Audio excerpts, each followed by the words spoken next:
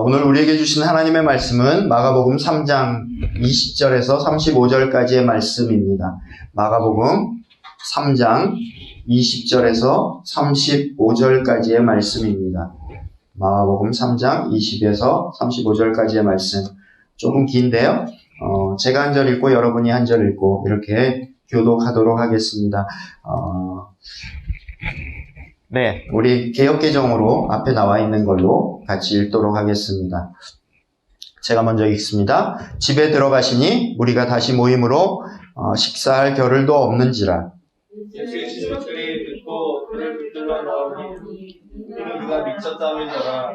예루살렘에서 내려온 서기관들은 그가 바알세불이 집혔다 하며 또 귀신의 왕을 힘입어 귀신을 쫓아낸다 하니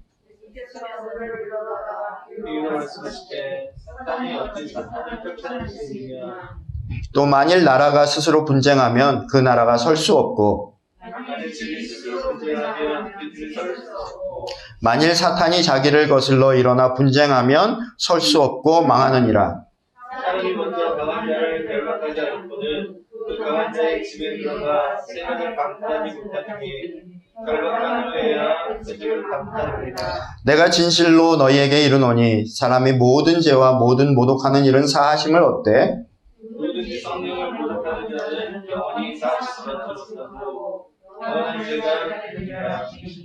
이는 그들이 말하기를 더러운 귀신이 들렸다 함이로라. 그때 예수의 어머니와 동생들이 와서 밖에 서서 사람을 보내어 예수를 부르니 대답하시되 누가 내 어머니이며 동생들이냐 하시고 불로 앉은 자들을 보시며 이르시되 내 어머니와 내 동생들을 보라. 같이 읽겠습니다. 누구든지 하나님의 뜻대로 행하는 자가 내 형제요 자매요 어머니이니라. 아멘. 네, 이 말씀 성경으로 다시 한 번만 천천히 여러분 한번 읽어봐 주시면 감사하겠습니다. 천천히 눈으로 다시 한 번만 읽어봐 주시면 감사하겠습니다. 여러분 알고 있는 구절이지만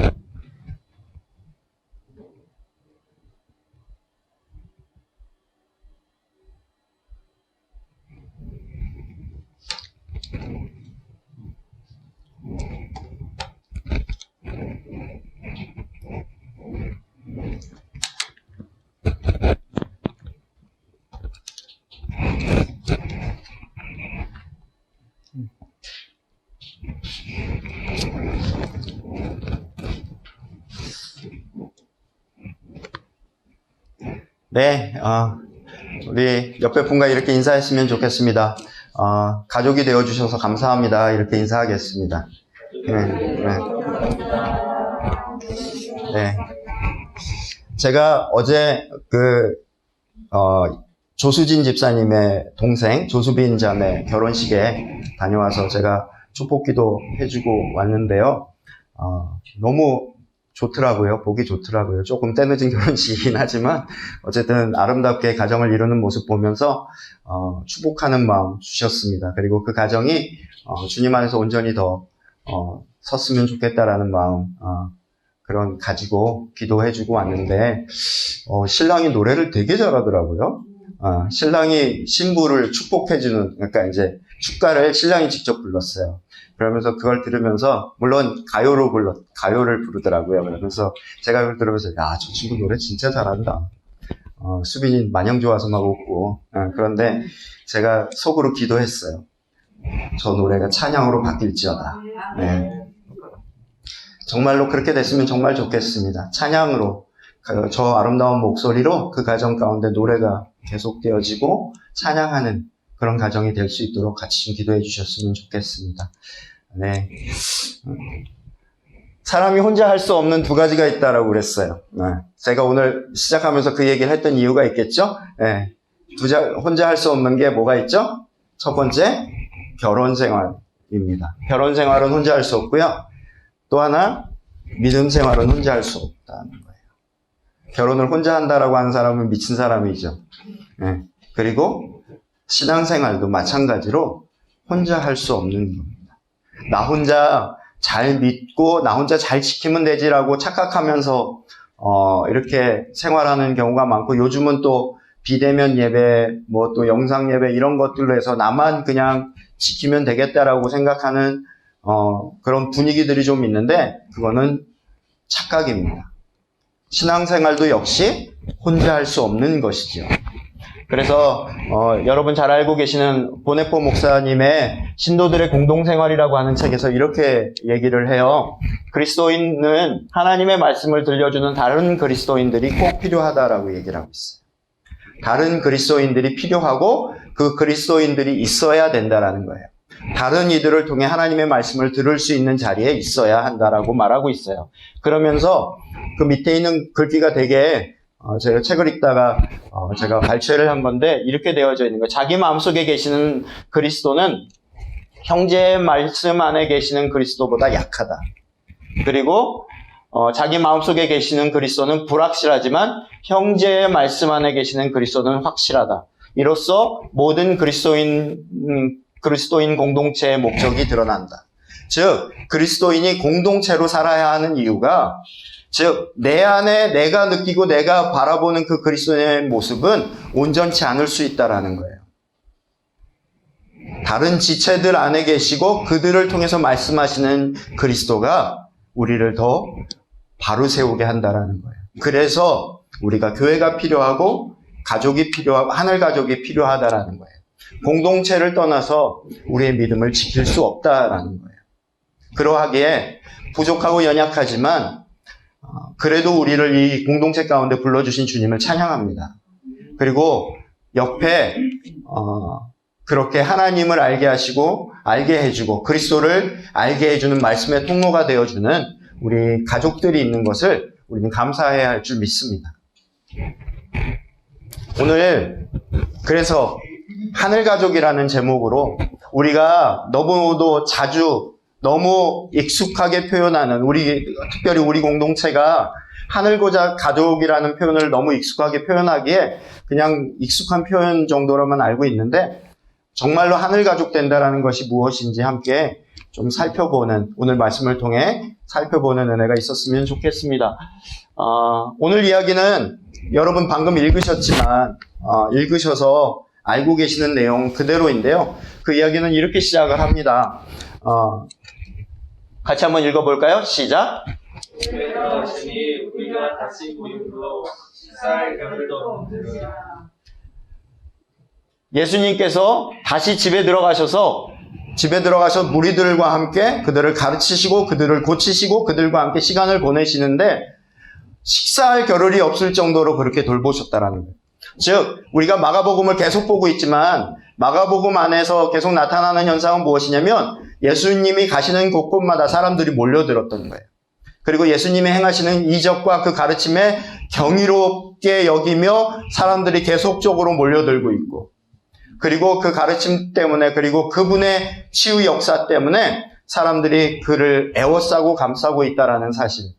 그 가운데 주님은 그들을 위해서 전심전력으로 사역하고 계시는 이야기가 오늘 이야기 가운데도 이어지고 있어요. 그런데 오늘 이야기 내용을 이미 읽어서 아시겠지만 이 말씀 보면 예수님이 그렇게 하시면 하시고 사람들이 몰려들면 몰려들수록, 그리고 사람들이 주님을 추앙하고 추앙하면 추앙할수록 또 동시에 다른 한편으로는 주님을 배척하고 반대하고 그분을 어떻게든 고소하고 그분을 배척하기 위한 사람들도 많이 몰려들고 있는 이야기. 주님의 사역을 방해하는 세력도 또한 커져가고 있음을 보게 됩니다. 오늘 본문의 이야기에는 그것을 방해하는 세력으로는 두 세력이 나오는데, 하나는 바로 여러분 잘 알고 있는 서기관들이고요. 또 하나는 바로 예수님의 가족인 거예요. 주님의 일을 하려고 하는데, 주님의 맡겨진 사역을 감당하려고 하는데 방해하는 세력들이 있습니다. 그런데 그것은 서기관들과 또한 가족들이다라는 사실. 어쨌든 말씀으로 한번 들어가 볼까요?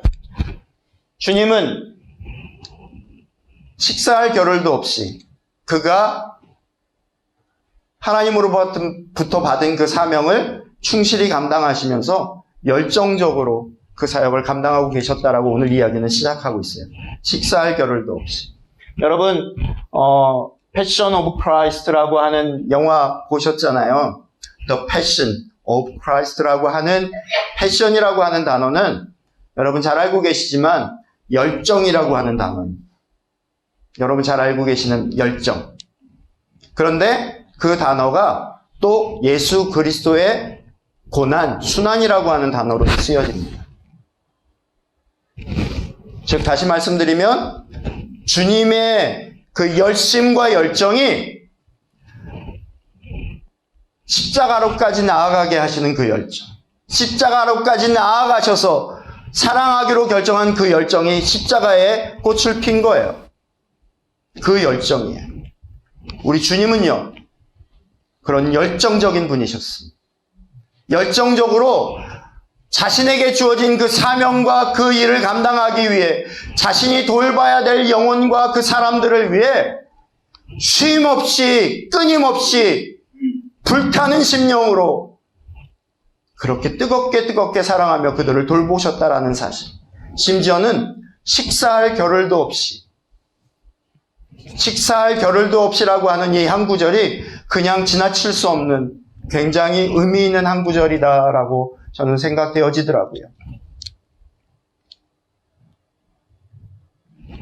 식사할 겨를도 없이 열정적으로. 제가 밑에 이렇게 써놨습니다. 제가 묵상하면서 제게 쓴 질문한 질문이고 여러분에게도 질문하고 싶은 질문인 거예요. 나는 무엇을 위해 언제 그런 열정을 가져봤던가? 내 가슴 속에는 아직도 그 불씨가 아직 꺼지지 않고 있는가? 우리 예수님의 마음은 항상 뜨거운 열정으로 불타오르는 그런 분이셨어요. 그리고 그 열정 때문에 쉼이 없으셨던 분이셨어요. 그리고 주님의 제자로서 주님을 따라갔던 모든 제자들의 삶을 보면, 그들의 걸음을 보면, 그들의 모습을 보면 그 안에 뜨거운 불이 있었고 그 타오르는 불씨가 있었고 열정이 있었고 그 안에 불을 품고 그 길을 걸어갔던 자들이 바로 예수님의 제자들이었다라는 사실이에요. 왜냐하면 예수님의 길을 따라가는 자들은 예수님을 닮을 수밖에 없는 거예요. 그리고 그 닮은 길을 가는 자들 안에는 주님의 그 마음, 그 뜨거운 열정이 있을 수밖에 없는 거예요. 여러분에게도 그런 열정이 있으시죠? 아니면 여러분 그런 열정이 있으셨나요? 아직도 그 열정이 있으신가요? 혹시 여러분 그 가슴 안에 뜨거운 불씨, 밥 먹을 겨를 없이 주님을 위해서 쉼없이 그렇게 섬기고 애쓰고 주님을 따랐던 그 열정, 그것이 아직도 여러분에게 있느냐 말입니다. 바라고 소망하기는 저에게 하는 말이었습니다. 그 불씨가 다시 타오르기를 원합니다. 그 열정이 다시 타오르기를 원합니다. 밥 먹을 겨를 없이 주님을 위해서 쉼없이 달리고 뛰는 그 열정이 다시 우리 안에 불타오르기를 원합니다. 어느 순간 그 불씨는 사그라들고 어느 순간 그 불씨는 존재하는지 마는지 모를 정도의 그렇게 무기력함과 나태함과 게으름과 움직이지 않고 주저앉아 있는 그런 모습이 있다면 우리는 주님 앞에 이렇게 기도해야 되겠습니다. 열정을 품고 주를 섬기게 해주십시오. 예, 주님, 다시 우리가 그 열정을 품고 주님을 따르게 해주십시오. 주님의 열심과 주님의 열정, 그 성품을 본받고 그 뜨거움으로, 한때 그랬던 그 뜨거움이 아니라 그때보다 더 뜨거운 뜨거움으로 주님을 사랑하고 주님을 섬기고 주님이 맡겨준 영혼들을 섬기고 주님이 맡겨준 사명들을 감당하고 그렇게 뜨겁게 주님 따라가는 저와 여러분 되기를 주님의 이름으로 축원합니다. 밥 먹을 겨를 없이 밥을 먹지 않아도 그 사역 감당하는 일이 감격스럽고 기뻐서 그저 그 일을 감당해내는 그런 저와 여러분 되기를 간절히 소망합니다. 이런 말 하기 싫은데, 정말 싫은데 우리 한때 그랬잖아요.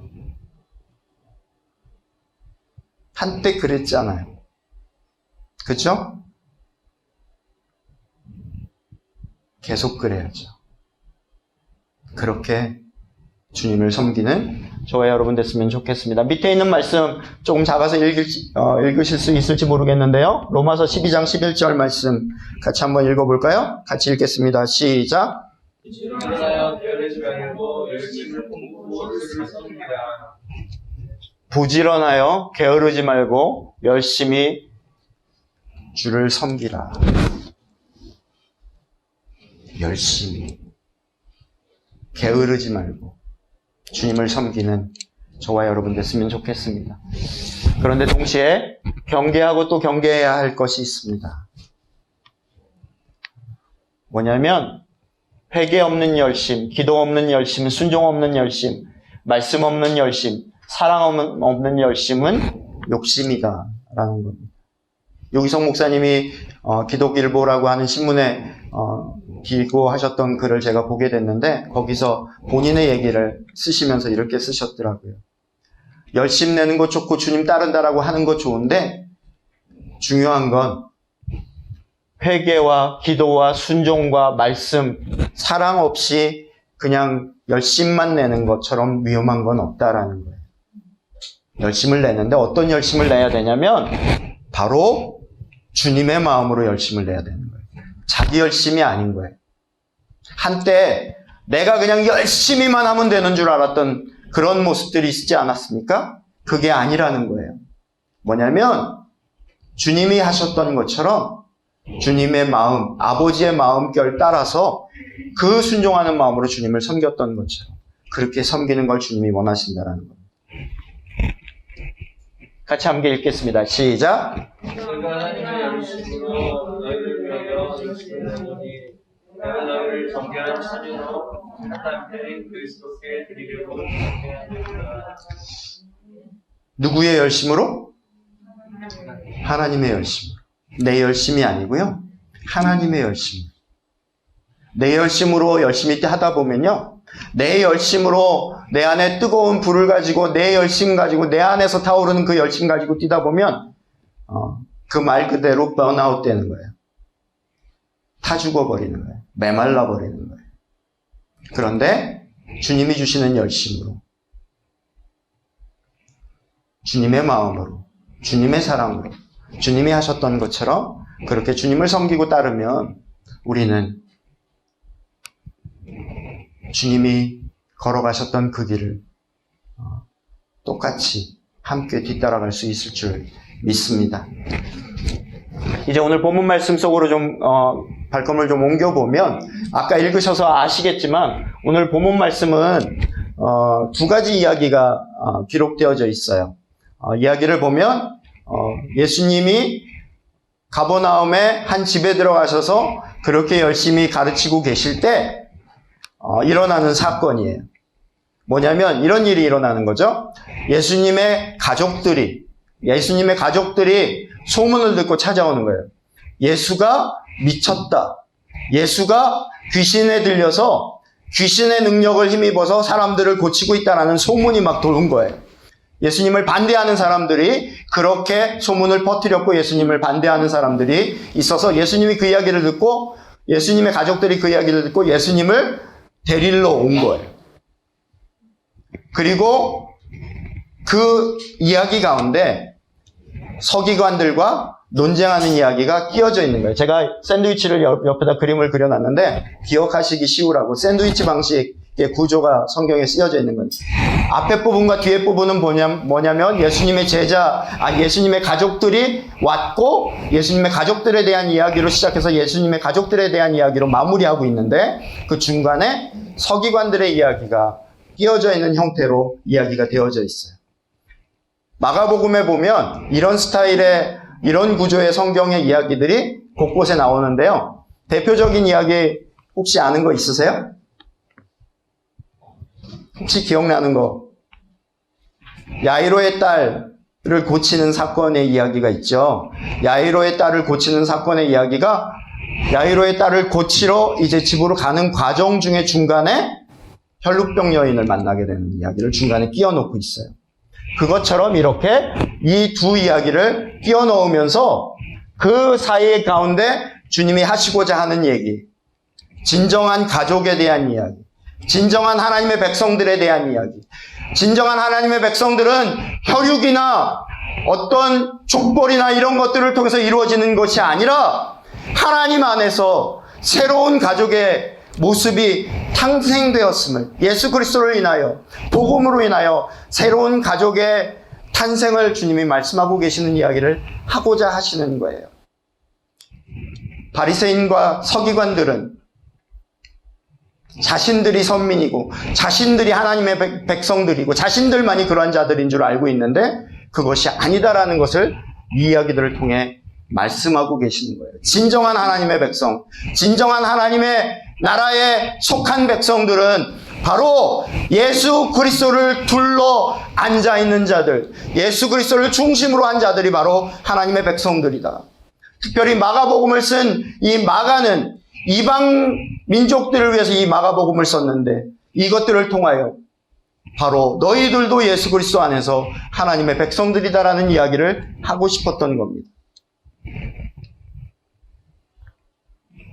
이야기의 앞부분과 뒷부분에 보면 가족들에 대한 이야기가 있고 그 중간에 서기관과 바리새인들이 예수님을 고소하는 이야기가 나온다라고 이야기하고 있어요. 그렇게 얘기를 하죠. 이 바리새인과 서기관들이 예수님이 계속적으로 사람들을 고치고 귀신을 쫓아내고 자신들이 그동안 보지 않았던 놀라운 일들이 벌어지니까 그들이 생각하기에 뭐라고 얘기하냐면 이 사람은 귀신 들렸다. 귀신에 집혔다. 바알세불이라고 하는 귀신의 왕에게 사로잡혀서 귀신의 왕의 능력으로 이들을 쫓아내고 있다라고 이야기하면서 예수님을 고소하고 있는 거예요. 그러면 그때 예수님께서 그들에 대해서 반박하시면서 말씀하시는 이야기가 그 중간에 있는 이야기죠. 성령을 모독하고 회방하는 자들이 있다. 용서받지 못할 죄가 따로 있다라고 말씀하고 있는 것. 같이 한번 성경 읽어볼까요? 시작. 읽으세요. 시작. 예루살렘에서 내려온 서기관들은 그가 바알세불이 집혔다며 귀신의 왕을 힘입어 귀신을 쫓아낸 자니 또 읽겠습니다. 시작. 또 만일 나라가 스스로 분쟁하면 그 나라가 설 수 없고 만일 집이 스스로 분쟁하면 그 집이 설 수 없고 만일 사탄이 자기를 거슬러 일어나 분쟁하면 설 수 없고 망하느니라. 다시 읽겠습니다. 시작. 사람이 먼저 강한 자를 결박하지 않고는 그 강한 자의 집에 들어가 세간을 강탈하지 못하리니 결박한 후에야 그 집을 강탈하리라. 네, 한 구절만 더 읽겠습니다. 시작. 내가 진실로 너희에게 이르노니 사람이 모든 죄와 모든 모독하는 일은 사하심을 얻되 누구든지 성령을 모독하는 자는 영원히 사하심을 얻지 못하고 영원한 죄가 되느니라 하시니. 아멘. 네, 여러분 이야기는 읽으신 그대로 그냥 너무 어렵게 생각할 것이 아니라 그냥 그 얘기인 거예요. 바리새인과 서기관들은 예수님이 귀신을 쫓아내고 사람들을 고치게 하고 귀신 들렸던 자들이 낫게 되는 그 일들을 보면서 이 사람이 귀신 들려서 그래, 귀신의 능력으로 그래, 악한 영의 능력으로 이들을 쫓아내는 거야 라고 그렇게 고소하고 그렇게 이야기하고 있는 그들에게 말씀하시기를 뭐라고 말씀하시냐? 문 좀 닫아주실래요? 뭐라고 말씀하시냐면 그게 말이 되냐? 어떻게 사단이 사단을 쫓아내고 귀신이 귀신을 쫓아내냐? 그 악한 영을 쫓아낼 수 있는 것은 더 강한 자의 능력으로 쫓아내는 것이다. 악령의 힘으로 악령을 쫓아낼 수 없는 것이다. 이것을 쫓아내는 것은 더 강한 자, 바로 하나님의 능력, 하나님의 영이 한 일이다. 내가 그렇게 그 능력으로 이들을 구원한 것이다 라고 말씀하시면서 당신이 누구이신지 말씀하고 계시는 거예요. 그렇게 얘기하시면서 이야기를 통해 예수 그리스도가 바로 그렇게 결박되어져 있는 우리를 풀게 푸시며 우리를 결박하고 있었던 그 악한 영을 결박하시고 승리를 이기시기 위해 이 땅에 오신 구세주이심을 말씀하고 계시는 겁니다. 그러면서 동시에 그렇게 고소하고 있는 그들에게 굉장히 강한 어조로 하시는 말씀 한 말씀, 굉장히 충격적인 말씀.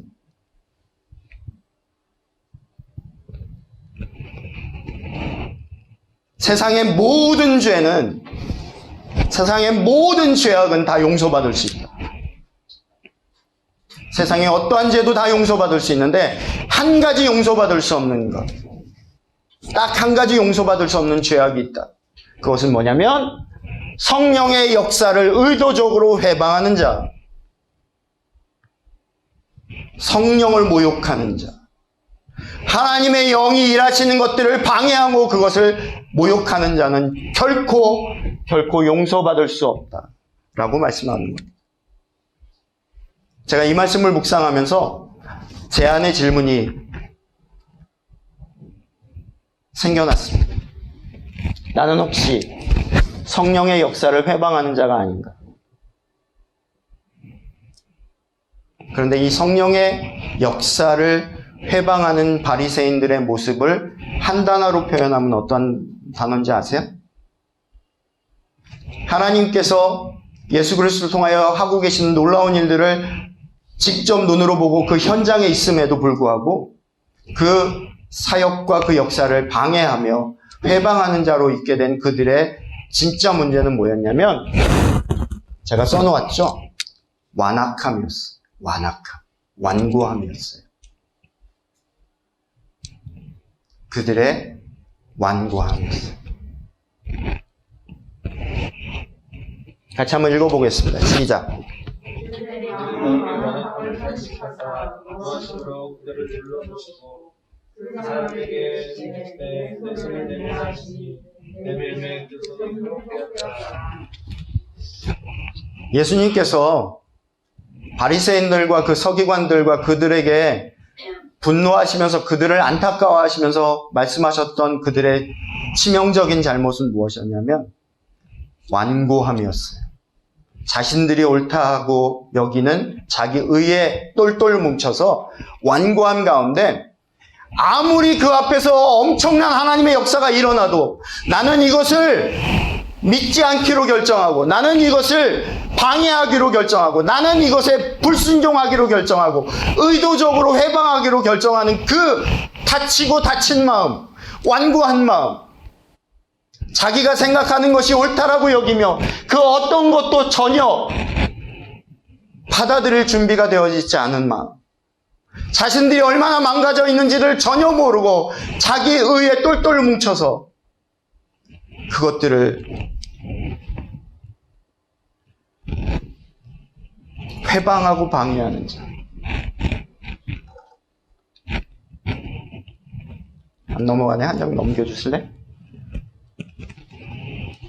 자신이 얼마나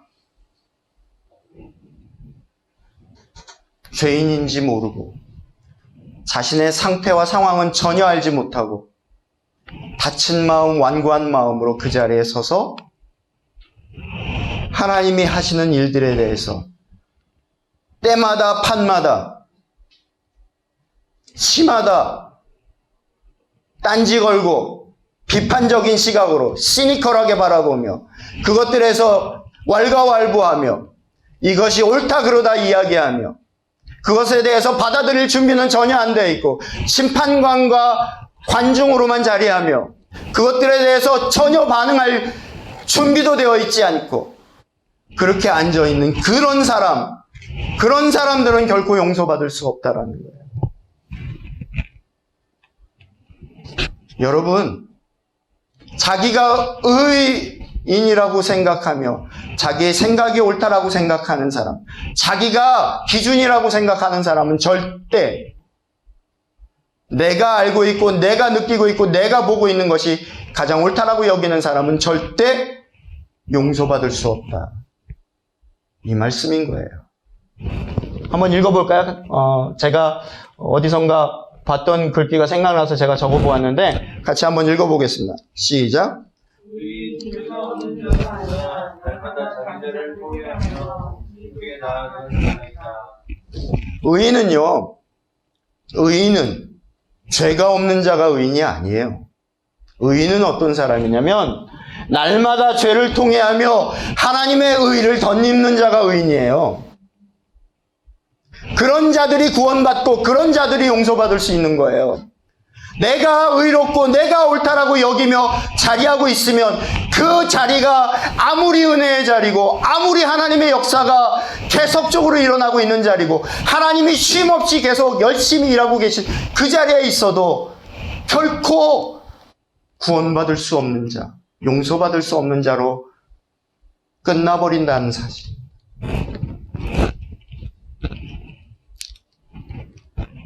계속 넘겨주세요. 안 되네요.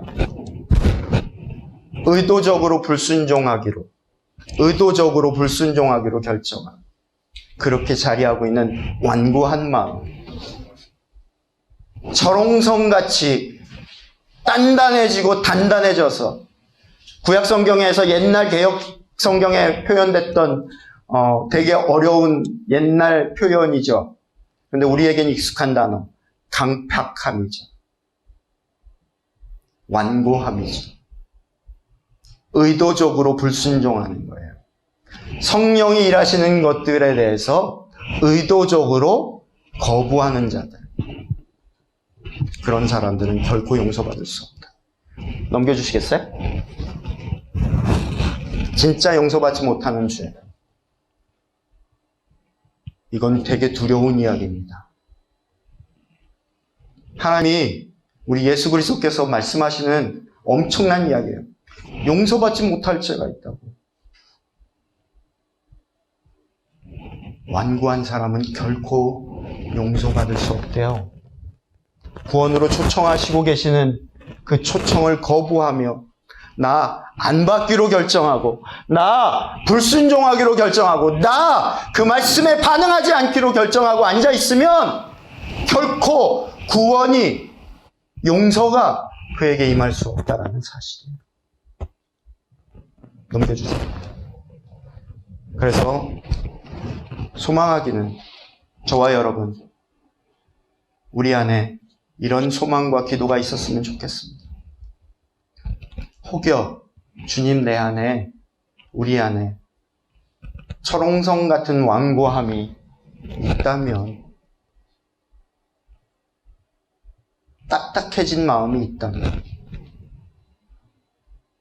강팍해진 마음이 있다면 메말라진 마음이 있다면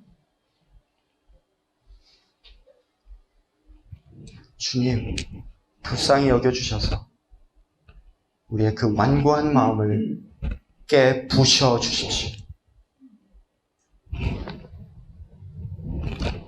주님 두렵습니다.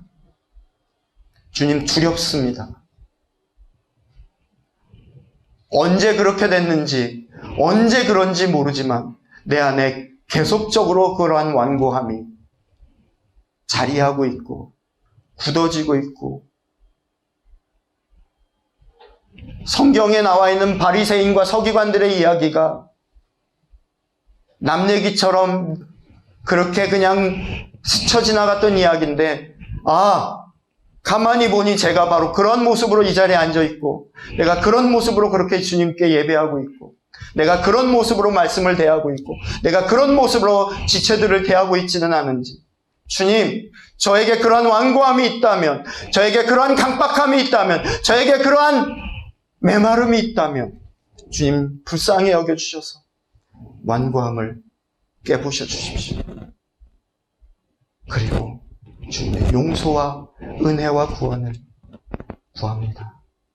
이렇게 기도해야 될 줄 믿습니다.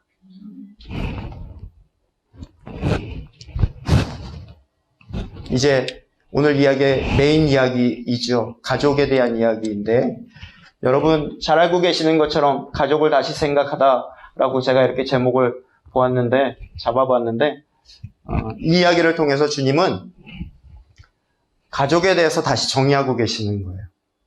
우리가 일반적으로 생각하고 있는 가족, 혈육, 그렇게 생각하고 있는 그 가족의 개념을 뛰어넘는 복음과 예수 그리스도 안에서 또 다른 차원의 가족이 있음을 주님은 말씀하여 주고 계신다는 거예요. 새로운 가족을 탄생한다. 새로운 가족이 시작된다라는 이야기. 너희들이 바로 내 가족이다라고 주님이 선포하시고 천명하시는 이야기가 바로 오늘의 이야기입니다. 우리가 일반적으로 생각할 때 가족 하면 떠올려지는 이야기는 어떤 것이 있습니까? 여러분 가족 그러면 어떤 게 떠올라지십니까?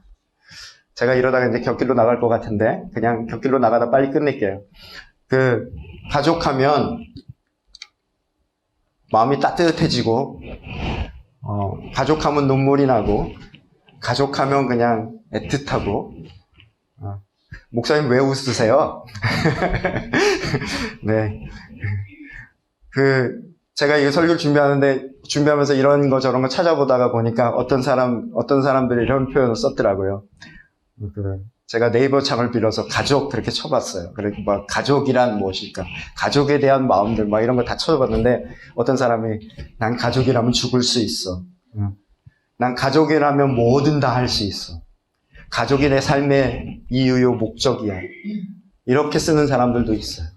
그런 사람들이 되게 많아요. 그리고 우리가 일반적으로 생각하는 가족이 그런 거죠.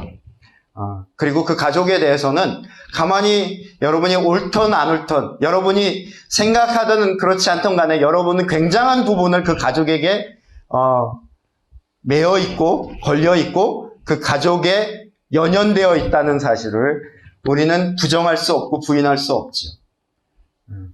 혈육이라고 하는 그 굉장히 중요한 부분.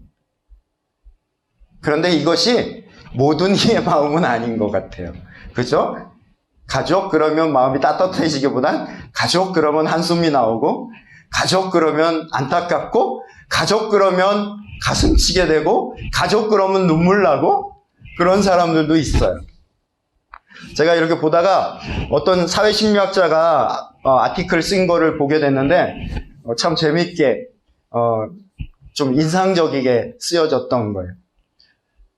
왜 그들은 가족을 외치는 걸까라는 글이었어요. 되게 인상적이어서 제가 쭉 읽어봤거든요. 그랬더니 이제 그 사람이 믿는 사람인지 아닌지는 모르겠어요. 근데 그 얘기가 되게 재밌는 건 우리나라 사회는 굉장히 가족 중심적인 사회고 가족을 굉장히 외친다라고 얘기하면서 그래서 곳곳마다 가족들이 널려 있다라는 거예요. 이 식당 가도 이모가 있고 저 식당 가도 이모가 있고 이렇게 많다라는 거예요. 그런데 그 이모가 있고 가족이 있고 가족 같아서 가족이야 이렇게 하는 데에는 그런 명만 있는 것이 아니라 암이 있다라는 거예요. 즉 다시 말하면 가족이니까 내가 편하게 마음대로 할 수 있다라는 그 생각이 깔려 있다라는 거예요. 이모니까 나한테 잘해줘야 돼. 이모니까 나한테 보너스 더 줘야 되고 이모니까 나한테 더 해줘야 돼. 라고 하는 것을 깔고 시작하는 거다라는 거예요. 동의되지 않으십니까? 그죠?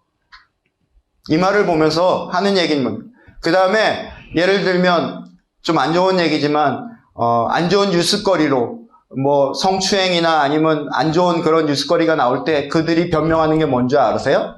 가족 같아서 딸 같아서 이러거든요.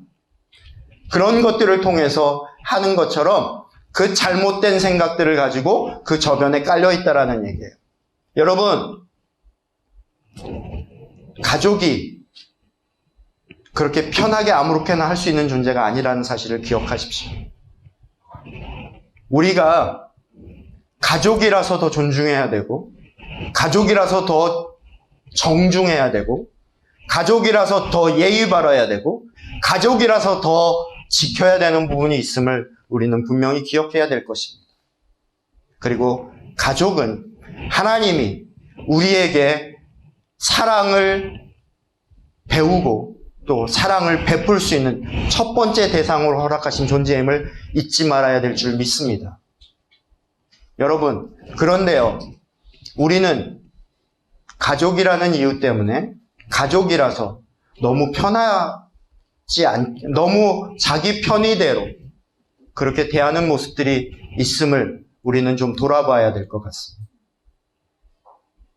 어떠세요? 이 말에 찔리는 분들 좀 계시나요? 지훈 형제, 제가 사실은 지훈 형제 신방 가가지고 제가 지난주에 이 말씀을 살짝 나눴어요. 네. 왜냐하면 지훈이한테는 이런 마음이 있거든요. 우리 엄마는 내 거 다 받아줄 것 같거든요. 그래서 지훈이가 굉장히 예의 바르잖아요. 저한테도 그렇고 우리 모두에게. 근데 엄마한테도 그런지는 잘 모르겠어요. 이런 부분인 거죠. 그런데 그 부분에 대해서 그렇게 얘기하고 있는 거예요. 그런데 또 하나, 그 혈육이라고 하는 그 부분이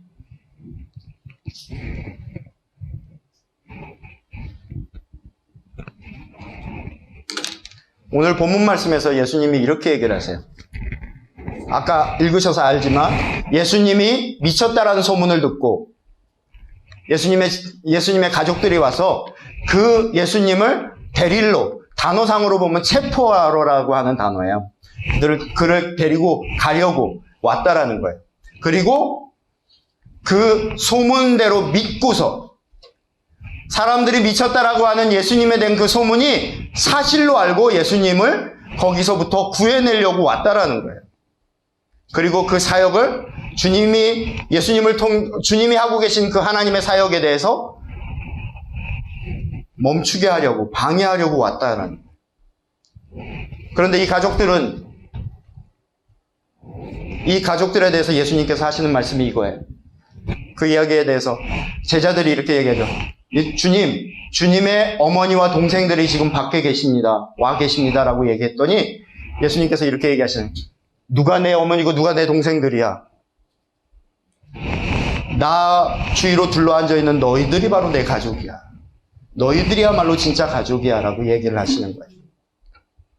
이 말씀 때문에 굉장한 오해들이 있어요. 어떤 오해들이 있냐면, 그래. 가족은 주님 안에서만. 그리고 이 가족들은 밖에 있는 믿지 않는 가족들은 가족이 아니야. 이렇게 오해하면서 극단으로 나아가는 경우가 있는데 주님이 그 얘기를 하시는 걸까요? 가족들에 대해서 그렇게 대하라고 말씀하시는 걸까요? 아니죠. 성경이 말씀하고 있고 주님이 말씀하고 있는 말씀들을 보면 성경 곳곳에 나와 있는 얘기를 보면 내 부모를 공경하라고 말하고 있고 친족들, 자기 가족들을 돌보지 않는 사람들은 믿음을 배반한 사람이라고 얘기하고 있고 그리고 주님이 십자가에 달려 죽으실 때 마지막으로 요한에게 부탁하시잖아요. 내 어머니를 잘 부탁한다라고 이야기하면서 그 어머니를 그렇게 아끼시고 생각했던 그 주님이 바로 우리 주님이신 거예요. 가족들에 대해서 그렇게 가볍게 여기라고 말씀하시는 게 아니에요. 그런데 주님이 하시고자 하시는 말씀은 뭐냐면 그 가족들 말고 주님 안에서 복음 안에서 너희들이 나의 새로운 가족이다라는 말씀을 강조하여 말씀하고 계시는 거예요. 너희들은 이제 내 가족이 되었다라고 선포하고 계시는 거예요. 너희들이 이제 내 가족이고 내 안에서 복음 안에서 하나님의 뜻을 함께 걸어가는 너희들이야말로 진짜 가족이다. 예전에 생각하고 있는 혈, 육, 피로, 핏줄로 이어진 그 가족만이 가족이 아니라 복음 안에서 하나님 안에서 맺어진 그 가족이야말로 진짜 가족이다라고 주님이 말씀하고 계시는 거예요.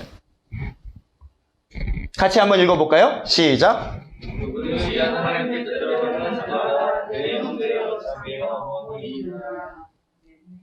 누구든지 하나님의 뜻대로 행하는 자야말로 진짜 가족이다라는 거예요. 세상적으로 말하고 일반적으로 말하면 가족 그러면 피가 섞여 연결되어져 있는 사람이 가족이라고 얘기를 하죠. 그런데 주님 안에서 하나님 나라 안에서 가족은 바로 예수 그리스도 그분의 보혈을 통하여 연결되어져 있는 자들이 가족이다라는 거예요. 그렇게 하나님의 나라가 이루어진다라고 말씀하고 있는 거예요. 그리고 하나님의 나라 안에서 진정한 가족됨이 누려지고 알게 되는 비결은 바로 하나님 뜻대로라는 데에 있다라는 사실이에요. 여러분, 예수님이 이렇게 소문이 나고 이런 상황 가운데 놓여 있을 때 그 가족들이 예수님에게 찾아와서 예수님을 거기로부터 꺼내려고 하는 데리러 온 그 마음은 어떤 마음이에요? 어떤 마음이에요? 사랑하는 마음이거든요. 아끼는 마음이거든요. 굉장히 아끼는 마음이에요.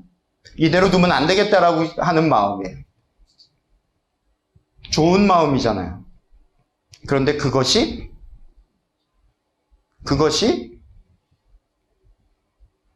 하나님의 나라의 일을 방해하는 일이 되어버려요. 하나님의 역사를 방해하는 일이 되어버리는 거예요. 하나님의 역사를 회방하는 일이 되어버린다는 사실이에요. 그래서 정말로 가족됨을 알기 원한다라면 하나님 뜻 안에서 함께 그 길을 가고 그 일을 행할 때 진정한 가족됨을 이해할 수 있게 된다는 사실이에요. 하나님 뜻 안에서 함께하지 않으면 결코 이해할 수 없는 가족됨. 내 나름대로 내 안에서 내 뜻대로 사랑하고 내 뜻대로 옳다라고 여기며 그에게 하는 모든 행위들이 어떤 행위들이 어쩌면 하나님의 역사와 하나님의 사역을 방해하는 일일 수 있다는 사실이에요. 그러하기에 여러분 우리 하늘 가족들 특별히 가족들이 함께 믿음의 길을 가는 우리들이 함께 기도하고 소망해야 될 것들이 있습니다. 뭐냐면 하나님 뜻 안에서 함께 하나님의 뜻을 행하는 자들이 되어져서 그렇게 하나님의 길을 가는 가족이 되어야 된다는 사실이에요. 가족이지만 하나님의 뜻과 상관없는 삶을 살고 있는 가족과 하나님의 뜻을 행하려고 하는 가족, 그 가족 안에는 괴리가 있을 수밖에 없다는 사실이에요. 그러하기에 여러분 안에 어떤 마음을 가져야 되냐면 내 뜻이 아니고 내 방식이 아니고 내 원함이 아니고 하나님 뜻 안에서 가족들을 사랑해야 됩니다.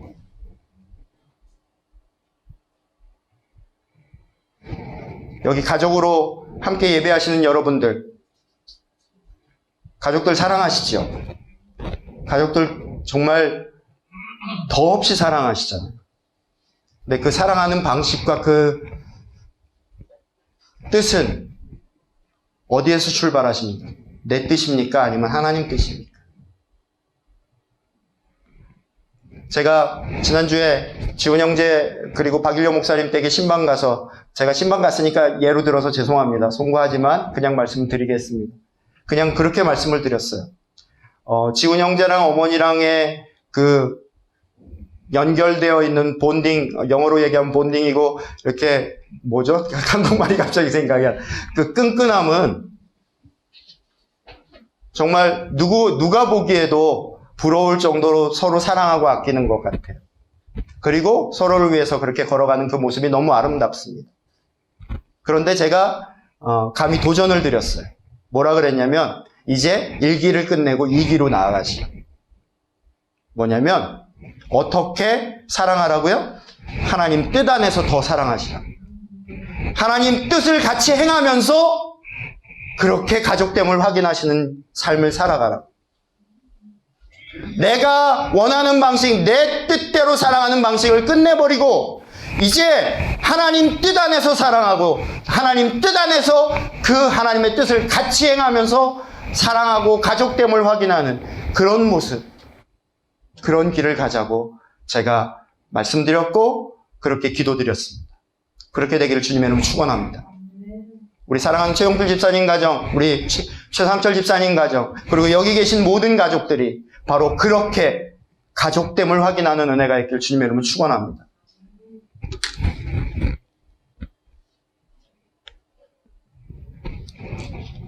그냥 순식간에 마무리하려고 제가 마지막 한 가지만 더 하고 마치겠습니다.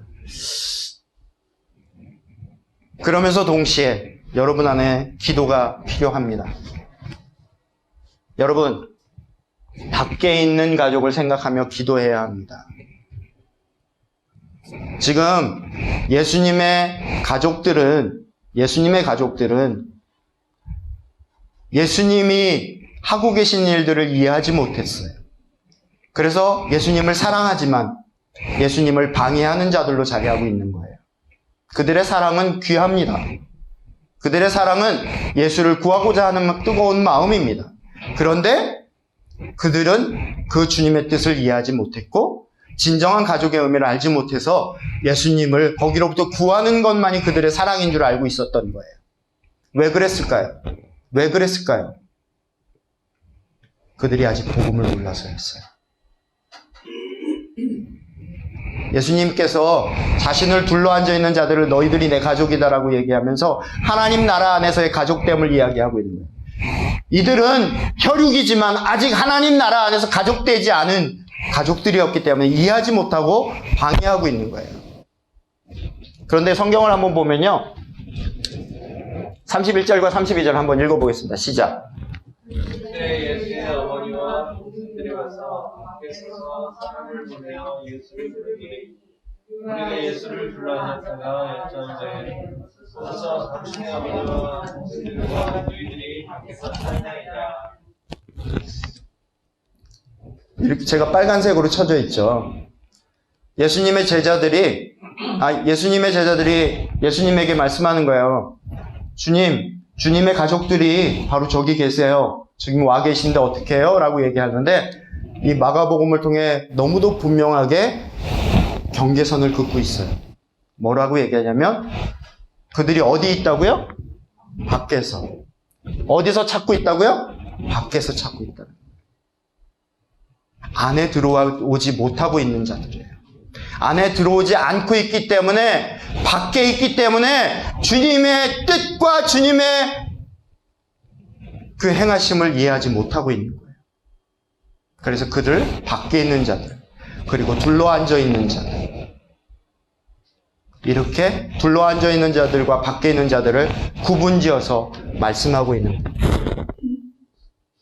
여러분 밖에 있는 자들은 이해하지 못하며 그렇게 방해하고 있는 그리고 어렵게 그렇게 믿음의 길 가고 있는 여러분들을 방해하고 있는 부분들 있음을 제가 좀 알거든요. 우리 가족들의 모습들을 보면. 그들이 왜 그런지 아세요? 밖에 있기 때문이에요. 그래서 우리가 진짜 기도해야 되는 거예요. 그 밖에 있는 자들이 예수 그리스도를 중심으로 하여 둘러앉아 있는 자들이 될 수 있도록 기도해야 될 줄 믿습니다. 둘러앉아 있는 자들이 되고 함께 둘러앉아 있으면서 함께 하나님의 뜻을 행하는 자들이 될 때 진정한 가족이 될 수 있는 겁니다. 혈육으로 이어져 있는 가족, 그 가족 수준을 뛰어넘는 다른 차원의 가족을 경험하는 은혜가 있길 주님의 이름으로 축원합니다.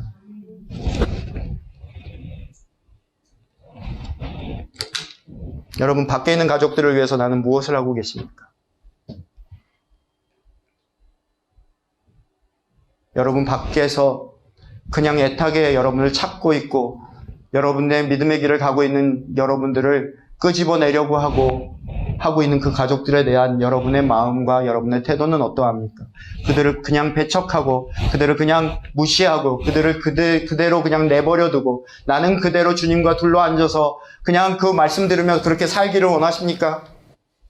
나는 하나님의 가족이 되었어라고 그냥 그렇게 하면서 그 안에서 누리는 삶으로 끝내버리시겠습니까? 주님이 여기서 말씀하고 계시는 거는 진정한 가족은 바로 나와 함께 둘러앉아 있는 너희들이 진정한 가지고 하나님 나라 안에서 진정한 가족됨을 알 수 있는 자리는 바로 이 자리다라고 말씀하시며 내 가족들은 아직 저 밖에 있는데 라고 왜 얘기하고 계시겠습니까?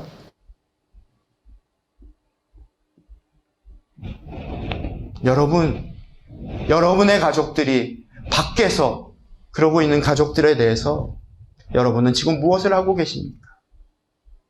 그들이 함께 그 하나님 나라 가족됨 안으로 들어와서 예수 그리스도 앞에 둘러앉아서 함께 하나님 말씀 안에서 하나님의 뜻을 함께 행하며 하나님의 뜻 안에서 서로 사랑하며 하나님 뜻 안에서 서로 안으며 하나님 뜻 안에서 함께 걸음가는 그러한 진정한 가족이 되어야 되지 않겠습니까? 그렇게 되지 않고서는 결코 경험할 수 없는 가족됨을 알아가는 은혜가 있기를 주님 여러분 축원합니다. 우리 가족들 중에 이 기도가 절실히 필요한 가족들이 있는 줄 압니다. 여러분 기도하십시오. 여러분 기도하십시오. 밖에 있는 가족들을 위해서 기도하십시오. 밖에서 여러분을 사랑하고 있는 가족들을 기도하십시오. 밖에서 여러분들에게 손을 내뻗고 있는 가족들을 기도하십시오. 밖에서 여러분들을 이름을 부르는 그 가족들을 기도하십시오. 그들을 주님께로 초청하여 함께 둘러앉아 함께 하나님의 뜻을 행하는 자로 살게 되기를 소망합니다. 같이 기도합시다.